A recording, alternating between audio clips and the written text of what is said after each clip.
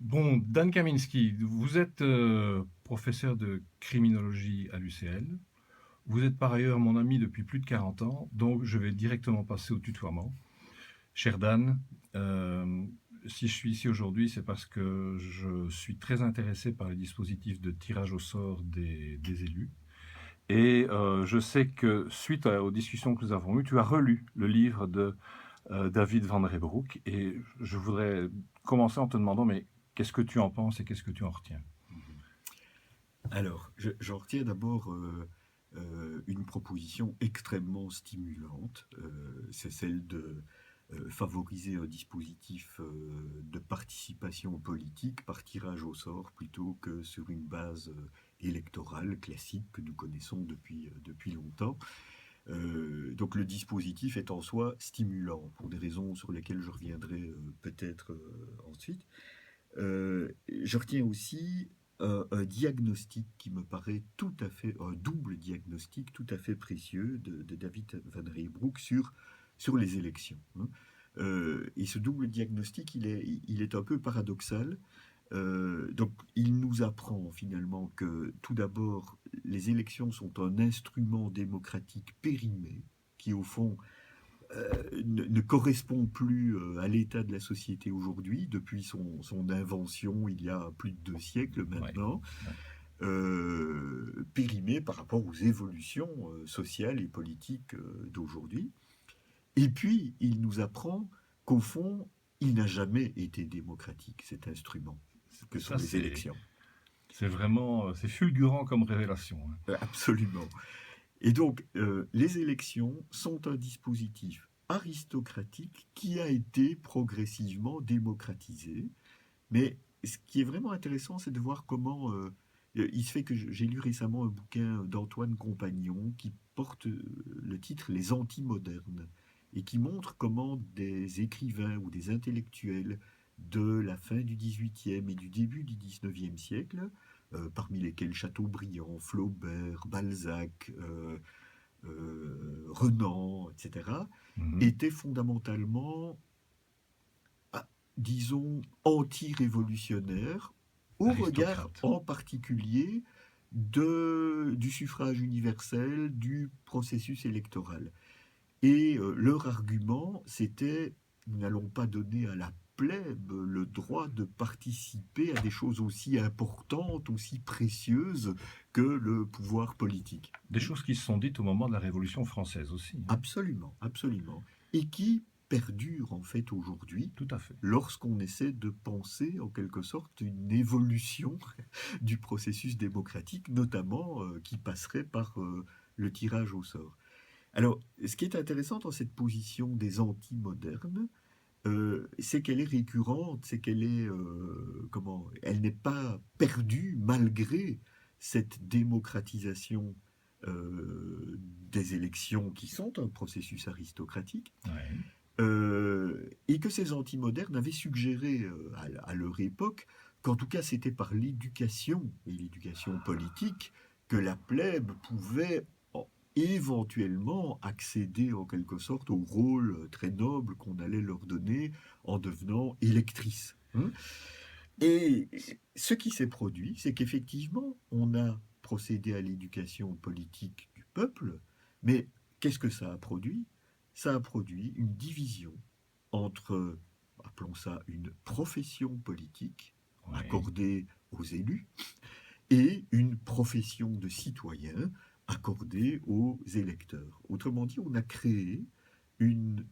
On a perdu l'aristocratie au sens où elle était conçue, évidemment, Elle s'est élargie, au mais ça reste une XVIIIe siècle, aristocratie. mais ça reste une aristocratie professionnelle, en quelque Mhm. sorte. Donc, on a une classe politique qui se renouvelle, mais en son sein, le plus souvent, hein, souvent composée de juristes quand même, hein, c'est Des un avocats. élément très significatif, hein, qui forme une classe politique que je n'ai pas envie de dénigrer particulièrement ici, mais c'est une classe politique qui assure en quelque sorte la récurrence de sa fonction et donc sa stabilité dans sa Et profession. qui a besoin d'assurer cette récurrence.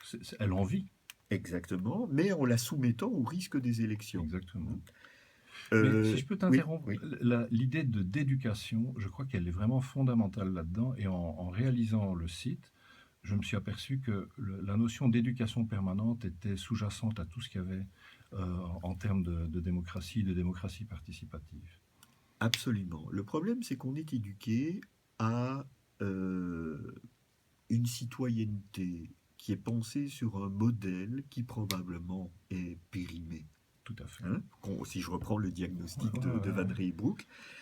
Euh, et je, les diagnostics que Van Reybrouck fait laissent entendre qu'il y aurait des fautes possibles euh, auxquelles on pourrait répondre de différentes manières. Ouais. Et je trouve que sa proposition est probablement la plus riche et la plus démocratisante dans un sens fort, hein. C'est celle de considérer que le problème est dans la démocratie représentative élective. Électif. Et que donc le problème n'est pas chez les politiciens, n'est pas dans la démocratie, parce qu'on voit bien quels sont les effets possibles d'une critique des politiciens, c'est le populisme. Si on fait la critique de la démocratie, on peut virer vers la technocratie ou pire, des formes de totalitarisme, Mhm. hein. Mais par contre, l'idée que les élections soient le problème me paraît extrêmement riche, parce qu'au fond, ça veut dire que le problème tient dans des Tout procédures. à fait. Et ce sont des procédures politiques et éthiques à la fois, me semble-t-il, qui sont en jeu. Ce qui m'intéresse beaucoup dans le tirage au sort comme alternative aux élections, c'est que le tirage au sort reconnaît, a priori, que les gens sont compétents pour traiter des affaires qui les concernent. A priori. C'est-à-dire, je pars de l'idée que nous sommes tous éduqués, que nous sommes tous Et investis éducable. et éducables, mais investis de compétences Mhm. pour parler collectivement, pour défendre des positions collectivement à propos des choses qui nous concernent au premier chef, ce qu'on pourrait appeler notre vie. Bon, c'est Et, en tout cas un premier point. Oui. tu faisais un lien avec ta propre discipline, qui est, je le rappelle, la criminologie, en termes d'autonomie de l'individu et des individus. Est-ce que tu peux m'expliquer Ouais. ton idée par rapport à ça? Je pense que la crise du politique, euh, dont Van Riesehoek fait le constat, peut être de façon homologique reportée sur ce qu'on peut appeler la crise de la justice. Alors Mhm. évidemment, ce serait trop long de faire toute une série de diagnostics très spécifiques à la crise de la justice, mais je vais le reprendre sous un autre angle. Je... Partons de l'idée que les délits et les crimes sont des conflits Ouais. plutôt que des infractions à la loi pénale, hein, parce qu'on a été très habitué à cette modalité-là de Mhm. représentation, que ce sont des conflits et que nous sommes propriétaires de nos conflits. C'est-à-dire que c'est nous qui les vivons et nous savons probablement mieux que des institutions déléguées pour les traiter comment les traiter de façon adéquate, ces conflits. Alors, c'est évidemment très dangereux de dire ça. Attention, nous sommes propriétaires de nos conflits et nous pourrions nous-mêmes les gérer mieux que le système pénal. Je voudrais quand même être prudent. Je veux simplement dire que si nous organisons des modalités de réaction collective, sociale, aux conflits qui s'appellent délits et crimes, dont la portée serait réparatrice plutôt que répressive, et dont les modalités procédurales relevaient plus de la médiation, de la discussion organisée, plutôt que d'un système qui distingue les justiciables en bas, homologues avec les électeurs, hein, et les policiers, les juges, les directeurs de prison en haut, qui sont la classe professionnelle Ouais. destinée à Ouais, ouais. gérer nos conflits, hein, eh bien, nous pourrions arriver à développer des compétences collectivement assumables Mhm.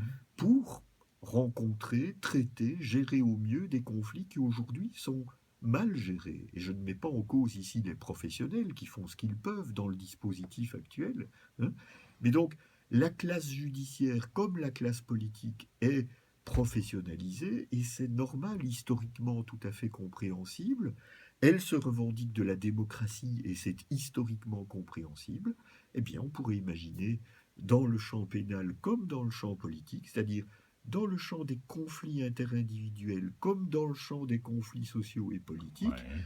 une autre manière de penser cette gestion, une manière participative, responsabilisante, mais pas responsabilisante au sens galvaudé d'aujourd'hui que le néolibéralisme nous impose, mais une véritable participation à la résolution de nos problèmes par la discussion. Tout à fait. Mais, tu me fais penser à ce que un élément important dans les tenants de cette nouvelle, ce nouveau type de démocratie, c'est la délibération. C'est rendre à la délibération toute son importance. Et ce Absolument. que tu proposes en disant, et si on passait par la discussion, la médiation pour régler nos conflits individuels qu'on appelle crimes ou délits, c'est exactement ça aussi. C'est de dire, nous avons les compétences et c'est en parlant les uns avec les autres qu'on va pas créer un monde idéal, mais qu'on va créer un monde meilleur parce que on aura atteint un niveau de consensus plus élevé que celui qu'on a maintenant. Tout à fait. Et les dispositifs déjà expérimentés que Van Reesbroek nous propose dans son bouquin, ainsi que les dispositifs utopiques qui peuvent être pensés par certains auteurs qu'il cite, sont tout à fait significatifs de cet enjeu de valorisation d'une délibération collective par ceux qui sont les plus concernés par les choses politiques sur lesquelles il y a lieu de délibérer. Ou les plus proches. Oui, Et là, la taille des sociétés, on le disait en préparant cette discussion, la taille des sociétés nous impose de réfléchir justement une mécanique institutionnelle qui permette de rester proche exactement. du citoyen, du justiciable, du... Et que les citoyens restent proches entre eux, Ouais, parce qu'il y a quand même une problématique, je ne sais pas comment l'appeler, de l'anonymisation tout à des fait. individus, de l'individualisation dans des sociétés de masse, par rapport auxquelles justement, notamment, la technologie facilite en quelque sorte le retraitisme de chacun par rapport aux choses qui le concernent. Je pense qu'un enjeu, c'est la reconstruction de collectifs. Alors, de collectifs procéduraux, hein, donc c'est-à-dire qu'il ne s'agit pas de faire du collectif pour du collectif. Je ne parle pas nécessairement de la fête des voisins ici, je parle vraiment de construction procédurale de collectifs qui serait déprofessionnalisée Ah, en ça, c'est quelque important. sorte, ça me paraît vraiment essentiel, et qui donc viendrait détruire, sans que ce soit péjoratif, mais détruire le clivage entre les professionnels de la chose publique et ceux qui sont propriétaires de la chose publique, les citoyens, les électeurs. Entre administrateurs et administrés. Voilà, exactement. Dan, ça fait 13 minutes et 6 secondes que nous sommes en train de papoter ensemble. Je ne voudrais pas que les personnes qui nous regardent et nous écoutent abandonnent, se disent on en a marre. Et donc je te propose d'arrêter ici en te remerciant vraiment de ta disponibilité et puis de l'idée très éclairante que tu as donnée et du lien que tu fais entre les problèmes dans le monde politique, mais des problèmes dans le monde de la justice. Je crois que les solutions vont dans un même sens de responsabilisation, d'autonomisation de l'individu, d'éducation permanente de l'individu. On a tous à apprendre toujours. Et je crois que ça rejoint vraiment mes propres convictions aussi. Eh Merci, Dan. bien, merci Jean-Marc. Salut.